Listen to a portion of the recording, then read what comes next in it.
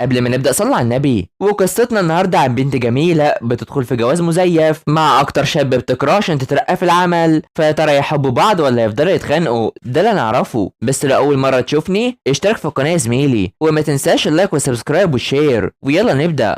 الجزء بيبدأ مع يونيا فرحانة مع يو اللي مش حابب وجودهم عند المدرسة كده، رغم ان ده بيفكرها بأيام زمان وبيكون عاوز يعرف هي راحت فين وقتها. وده بيفكرها بزمان وقت ما كان ابوها بيدور عليها وبيحاول يطلع كل غضبه عليها، وبيكون سبب لها عقده. واهل سون بيطمنوها انهم هيبعدوا عنها خالص ويخليها كويسه وبخير على طول، وبيهدوها بالفعل وبتكون ماشيه. وفجاه بتشوف شخص وبتتخفى منه، فبنروح لسون اللي بتفتكر كلام اوك ليها انه مش بيفكر في الحاجات دي، وبتقرر تروح وتطلع عليه وبتتجرن يون عليها وبتروح لاوك. واول ما بتشوفه بتروح بتقرر انها تبوسه اصلا، وهو بيحب ده، بس بتكون عملت كده عشان وجاي موجود ومتابعهم وبيشوف انهم بيبوسوا بعض وبيمشي على طول. والحان بيستغرب انها مرتاحه، وبنفتكر ان يون هي اللي قالت ليها ان وجاي بيراقبهم، وعشان كده هي راحت وبسته، ومش عارفه وليه متابعهم كده ولا يكون ملاحظ ده، وده بيضايق اوك. وبتشوف ان دي كانت اول بوسه ليه اصلا، وبتتاسف ليه بشكل كبير، وهو بيكون متضايق وبيقرر في ان يبوسها وبتبعده عنها، وعشان كده بيقرر في ان يبوسها تاني.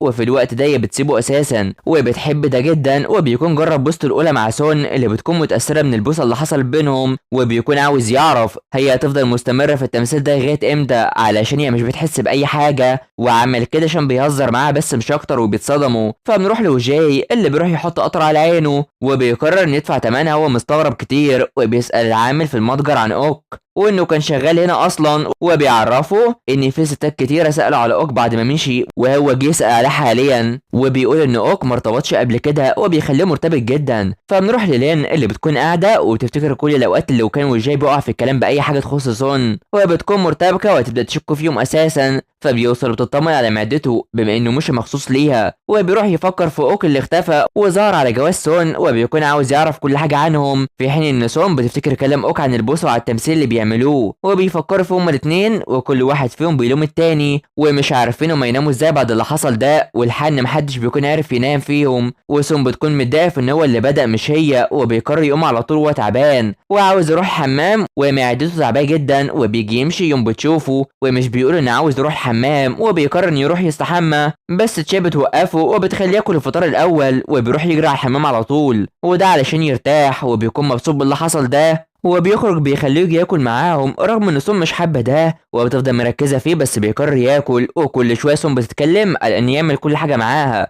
وبيفكروا في انهم اتخانقوا، ويوم بتقول انهم بصوا بعض على السطح وبتصدم تشي، وكل واحد بيقول ان هو اللي بس التاني الاول، وبيفضلوا ينكروا ان في حاجه بينهم. فبنروح ليون اللي بيروح ليو بيبوظ اللي بيعمله علشان ما سمعش كلامه خالص، وبيبوظ العمل بتاعه ده، وبيقعد معاه في يوم اجازته وبيتكلم عن صاحبته كاتبه واللي عاوز يعرف عنها كل حاجه هي بتعملها، وبيكون مرتبك، ويو بيكون عاوز يسكت ويكلمها احسن بقى، وفجاه بترن عليه وبتروح تكلمه وسط غضب من هيون بسبب انها بتتجاهله، ولما بيجي يراسلها بترن عليه وبيروح جري يلوم اساسا، فبتوصل وبتتاسف له على اللي حصل، وبتقرر انها تنهي كل حاجه وهتتصالح معاه وعايزاه ما يعملش حاجه في سون، فبيوقفها علشان هو حاليا في مقابله يون الكاتبه مش اخت سون، وعاوز يقابلها في مكان احسن، بس هي بترفض تعمل ده او انها تقابله من تاني، وبما ان دي النهايه بيرضى لها انهم يفطروا سوا، وعشان كده بترفض علشان هي مش عايز تعمل اي ذكريات معاه. وفجاه بتشوف الراجل ده واللي بيكون ابوها، وبيفكرها بزمان وقت ما كان بيطاردها، وعشان كده بتقرر تاخده وبتجري على طول، وبتفضل تجري معاه وهي خايفه جدا، وهو مش فاهم ايه اللي بيحصل ده، وبيتعب من كتر الجري، وبيمسك ايدها وبيسبقها كمان في الجري وبيخليها تكون كويسه. فبنروح لسون اللي بتكون بتهتم بالقطه ومش عارفه هي بتعمل كده ليه، وبتقرر تروح له وهي متعصبه بس مش بتلاقيه، وعشان كده بتروح تشوف الاوضه بتاعته عامله ازاي وبتهتم بيه وفي المكان اللي بينام فيه كمان. فبنروح لام سون والممرضه اللي بتهتم بيها، بس اوك بيجي ومعاه الهديه دي وبتكون شايفاه في ان ابوها وده اللي بيقبله، وبيديها هديه الدبدوب ده، وبيروح يتكلم معاه وبيهتم بيها في طعامها، وبيحكي لها اللي حصل بينه وبين بنتها، واللي بيتصدم لما بتكون فاكره اسمها اساسا، وبيتراجع عن الاتصال بيها وبياخد رايها في انها سامحه ولا لا. فبنروح ليون وهي قاعده وخايفه من حاله الصدمه اللي عندها ده، وهيون بيهتم بيها وبيقرر يقعد معاها كمان، وبيقرر انه يغني مع الموسيقى دي كمان، وده اللي هي بتحبه،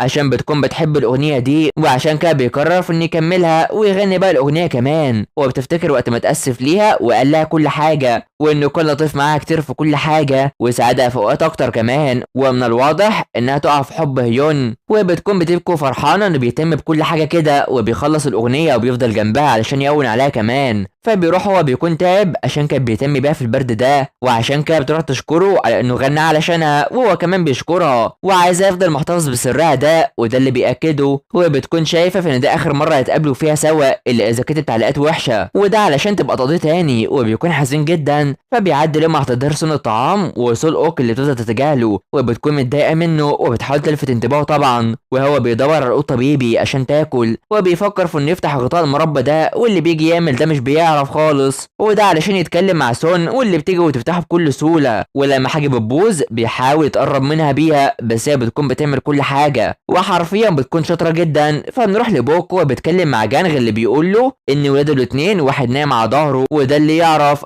اما اللي ما يعرفش ان ابوه راضي عربيه بس، وكان مفكر في انه يكون منافس ليه، وبيفكر في انه يخلي هيون واوكا وحتى سون يتخانقوا على الخلافه والشركه. وبيجي ماشي جونغ بتيجي وبتخليه يعمل اللي حبه ده، وانه يعمل لها اللي عايزاه. فبنروح لاوكا مع سون، وبتقرر في انها تروح في ميعاد معاه، وشايف ان وراه حاجه غيره. ولما بتعرفوا باللي هتعمله ومحتاره فيه، بيتمنى لها الحظ كويس وبيديها افكار جديده. وبالفعل بتروح تعرض البرنامج بتاعها، وهيون بيكون سرحان في يون في كل حاجه حصلت بينهم، وبيكون بيضحك وفرحان، بس بيفتكر ان ده اخر مره يتقابلوا، وبيقول ان دي مش عاجبه وبيتصدموا. وسون بتفكر في ان قصده على الاستراتيجيه بتاعتها، واللي بتزعل وبيجي يمشي بتعرض عليه فكره اوك انهم يفتحوا في ميتم ويقدموا التعليم للطلاب الايتام دول، واللي بيوافق عليه وبيكونوا مش مصدقين اللي عملته ده، وخصوصا جانغ وجاي. فبنروح للي اللي بتكون بتتجاهل رن جوزها، وعشان كده اوك بيفكر في انه ازاي يساعدها، واللي بتديله نصايح انه ما يعملش ده مره تانية، وبتتعصب عليه وبتزعق فيه وبتمشي كعاده اي ست. فبنروح لتشوي في العمل، وبتروح تتكلم مع يونغ